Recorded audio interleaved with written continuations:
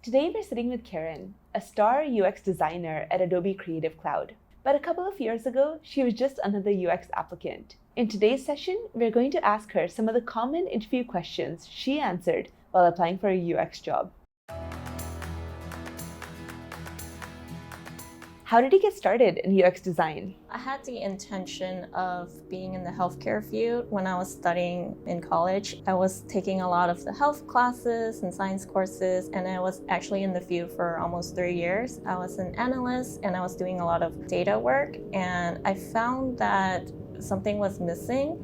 I wanted to do something a little bit more creative, so I started soul searching, and then at the same time I was always volunteering to design like a team's newsletter, and I just thought it was like really fun. So I knew there was something there, but I didn't exactly know what. So I just started like looking around like what other jobs or careers were out there, and then I found UX design.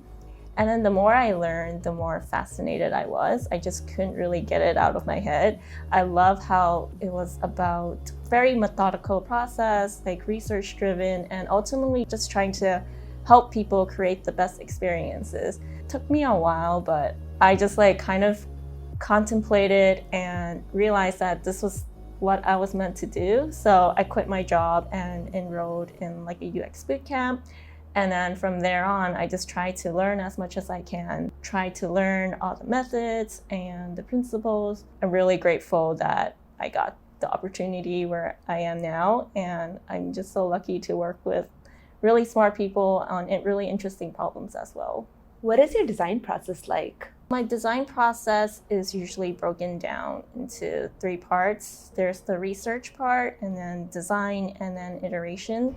So before I start any project, I would do a lot of research, and that depends on whether there's a user researcher or not. And so if there is, then they would do a lot of like the research up front, and then I would just design. But then if there isn't, then I would do a lot of like competitive analysis, do a lot of market research, and trying to figure out like what are some of the things that are already working, so I don't need to like reinvent the wheel. A lot of it is just looking at the existing products, what are some of the trends, and some of the products that are already working like really well. So I would come up with like a couple of design concepts, and then get feedback from my stakeholders, and that includes like the PM, engineers, including my teammates, and then like get feedback and then iterate and then try to do research and tests to see if this design actually makes sense. Is it actually an improved experience? So from there, we would just keep learning and keep iterating, and that's usually the ideal process. What is a recent project that you were challenged by? I'd love to hear about like what the problem was and how you approached it. Yeah, so a recent project that I'm actually working on right now is improving a search experience for like this libraries panel in Adobe product. And what I had to do was try to come up with a new search experience for our users and customers. I was trying to figure out what that could possibly look like, and that was particularly challenging because we didn't really have a lot of research implemented into our process yet. So that was something that our team knew that we wanted to improve on, but at the current moment, we don't really have a dedicated researcher.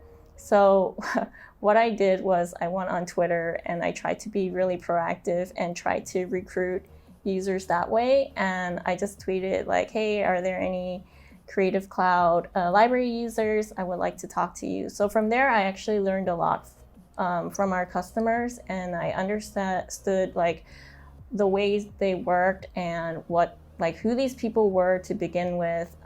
So this was like particularly challenging because I didn't know who these people were that I was designing for, but I tried to be creative and be resourceful and just try to figure out how I can just talk to people.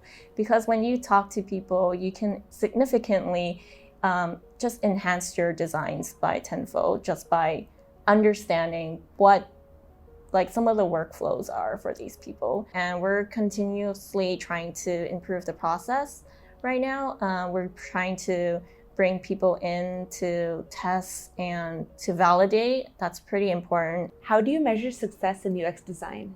For me, success comes from different places. So it depends on what the goal is for a project. It depends on what you're trying to measure for like a specific project. So if you're trying to improve conversion rates, for example, in an experience or a design, that's the success metric. But typically some projects are not as measurable as it is like that. So that one you can measure by like analytics, the success metric for that. But what if I'm designing for a search experience? I can't really measure like the impact that it has. So it's a little bit subjective in that way. But I think if there's validation in the testing and then you get validation from maybe like 5, that's usually like the golden number that is enough, but more is better.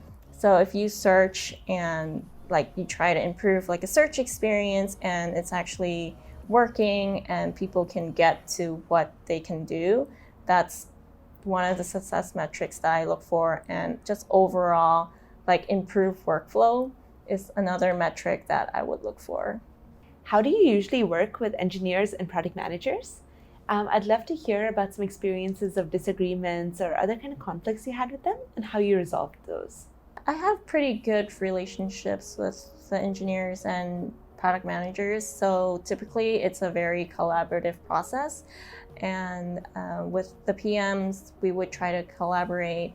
They give me the requirements and I would give them designs. And if we can involve like engineers early on, that would be the best because they have actually a lot of like input and feedback to say if you're designing, like there are a lot of technical constraints that we want to like just cover before like you design all these things and then you find out later, oh, that's not actually feasible. So it's good to involve them early on into the process. There's a certain design decision and they don't necessarily agree, but I think it might be better. So there are a lot of disagreements when it comes to design because it's a little bit like quote, quote, subjective. But there's usually a reason why things were designed a certain way. So we'll look back at like the user goal and user journey to figure out, well, why are we trying to do this in the first place, and use that as the core like goal and forget like all the minor details and just try to stick to the user goal as much as possible as like our success criteria. And typically that resolves a lot of things. Like if there's like data involved, that could resolve a lot of like disagreements we have to like look back at the data and look back at the user. What is the user trying to do? And that just resolves a lot of things. What is a UX design project that you've done for fun? One of the projects that I did was a social media app.